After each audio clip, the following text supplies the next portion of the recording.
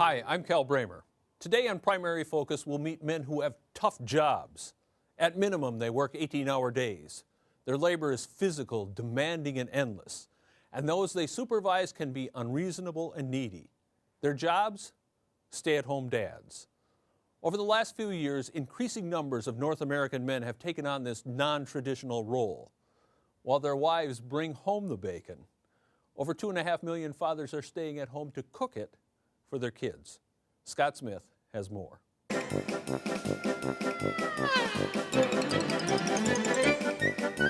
Mike Becker will tell you he's the man of the house. I can't even fathom a guess as to how many diapers I've changed, with 4 kids. And I don't think there's anybody that can out-diaper me these days. how many months they're in diapers. Oh, gosh. Nearly 5 years ago, he gave up his career as a marketing manager to become the primary caregiver at home. His only regret is that he waited so long to make the switch. The reason why I didn't get into this sooner was because of my ego, because I came from the traditional family. Dad worked, Mom stayed home. And it wasn't until I started looking at, well, why am I doing this, What am I providing? How am I helping our family? Because most of my income was just going to pay for daycare. And someone else was raising my kid. Mike's wife, Corey, is a well-paid corporate executive. She agreed it made financial sense for her to continue working while Mike stayed home to raise the children. For us, it became a situation where Mike was taking care of the kids. I was coming home and still doing traditional female chores, cooking. I was still cleaning the house, still doing all those things. In order to make life more balanced, Mike had a few adjustments to make. So now Mike cleans the house, cooks, My repertoire is somewhat small, but it's growing. does the groceries, I'm gonna put these in here because it's a glass jar, okay? and changes diapers. But don't call him Mr. Mom. Mike prefers a different title. Family manager does it all, And that job includes giving his wife a little manly advice from time to time. I laugh because when I worked in a very male-dominant environment in the past company, so to get part of the lingo, you had to know some of the football lingo. So Mike was great. I'd say, okay, give me what happened. It was Sunday night, Monday morning. Give me what would happen. I have to ride on the corporate jet with so-and-so. I need to talk about football. Most of Mike's days start just before 7 a.m. when his eldest child wakes up. There are kids to dress and feed and a bus to catch. Morning! Next, he turns his attention to his other children, including the baby, Logan. Hi, buddy. He tries to have everyone clothed and fed and out the door by 9 a.m. Okay, you guys, let's go across. Lots of cars. I try to have something planned for the kids most every day.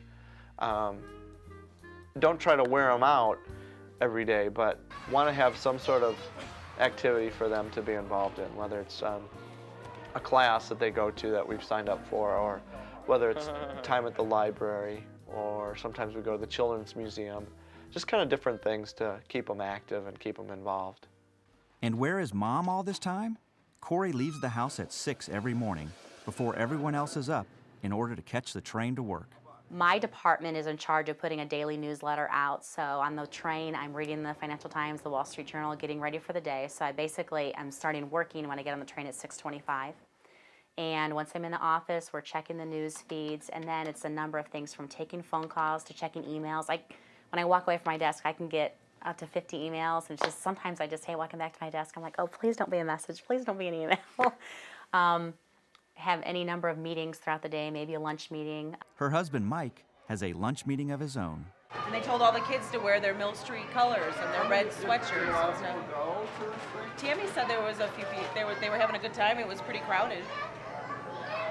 So usually we're home at around 2. Kids get a good hour and a half nap, and then they're up, and we're usually home then in the afternoon getting any homework that needs to be done or reading books. We'll have lots of play dates. Kids will come over and play. And so, there isn't really a typical day because every day is a little bit different. Later in the afternoon, Mike begins to prepare dinner. When Corey's 12 or 13-hour workday ends, How are ya? she takes the opportunity to spend some time with the kids. When she comes home, it's all about her. It's all about her with the kids, finding out what's going on in their lives, But even those plans can change. I know sometimes I call home at like 6 o'clock when Mike says just the witching hour with the kids, and I know it drives him crazy when I say, I'm still at the office. If she needs to stay at work to finish a project, that's what she needs to do. And if that means she gets home at 8 and can go in and kiss the kids goodnight, then that's, that's what has to happen for the success of our family. For Mike and Corey, the switch from the traditional family to one where Dad stays home was a choice they wanted to make. Our 7th annual At Home Dads Convention. Glad to have you here today. Although many dads feel good about staying home, others, like Frank, can feel like a fish out of water. And that's why every year across North America, stay-at-home dads attend conventions like this one. Here, fathers like Mike Becker and Irv Gorman can connect with other like-minded men to share their struggles. I don't want to, paint a rosy picture. You guys know better. You know how tough it can be raising kids, and they're not always sweet wonderment and joy and, creative contentment. Despite the increasing trend of men at home, these fathers sometimes have a hard time being accepted. We had just moved to the new town, and one gentleman walked directly up to me and asked me, well, what made you move to Danville? And I said, well, it wasn't my job, it was my wife's job. And he said, oh, okay, well, what do you do? And I said, well, I'm a stay-at-home dad. And he kind of looked at me and didn't know what to say, kind of had a blank look on his face, and he just said, oh, and turned away and walked off. They didn't know what to say, and then they would ask me. It's like, oh, we transferred for my job, and here's what I do. And so looking back now, I think we laugh about it, but at the time, just added stress to the situation. Dr. Frank says that fathers need to focus not on what others say, but on what is important to their families. Family is the most critical issue in our society. Kids do better if dads go to their schools, moms go to their schools, their grades are going to be higher. So the more involvement, the family involvement is really, we always known to be the case. It's really critical for the best of our children. Hey Mike, how are you? Buddy, good to see you. Mike is part of a stay-at-home dad support group that connects via email. They have their own fantasy football league, and they socialize together occasionally. We try to make sure that we get out at least once a month as a group without the kids and without our spouses, away from everybody, so we kind of get rejuvenated. My son was asked, to name a person that you admire, and he came back with this sheet, and he wrote, my dad. And, when he came back with it, it really choked me up because, it means a lot that your children look to you as that person that's there for them all the time. You can share ideas, you can talk about problems that you're having, ask for any advice that they have. When your wives come home, they want to know about the kids, Yeah.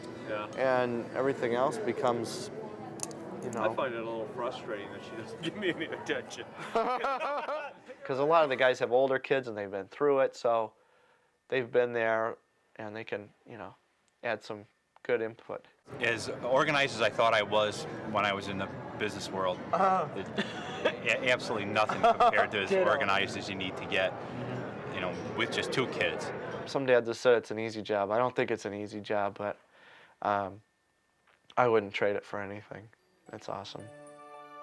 Perhaps one of the best results of society's changing image of men is that being a good father goes far beyond making money. We're understanding that it's more important for fathers to spend time with our families, to get to really know our children. Perhaps we men can learn a secret many women already know. Our children are only young once. We may not have another chance to spend time with our son in the park or to get involved in our daughter's sporting events. As Mike Becker noted, God gave us our children to train and enjoy for a short while. They need our supervision and guidance. The parents we interviewed all placed a priority on finding time for one of the parents to spend quality time with their children.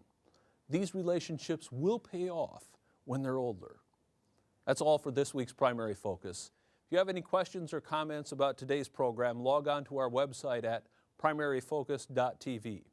For all of us here, I'm Cal Bramer. Thanks for watching. We'll see you again next week. For more information about this program, please visit our website at www.primaryfocus.tv or email us at info@primaryfocus.tv. Please contact us today.